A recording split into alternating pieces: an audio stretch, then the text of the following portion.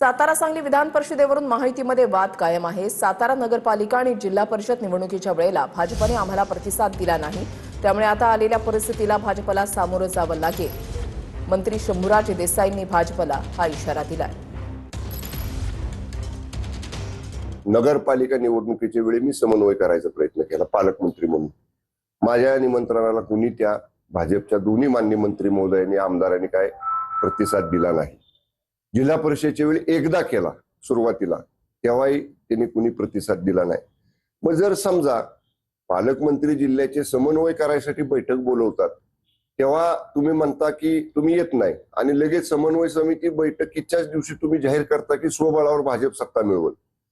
पण तुमचा जर असा प्रतिसाद असेल तर शेवटी मग आम्हालाही विचार करावा लागला ना।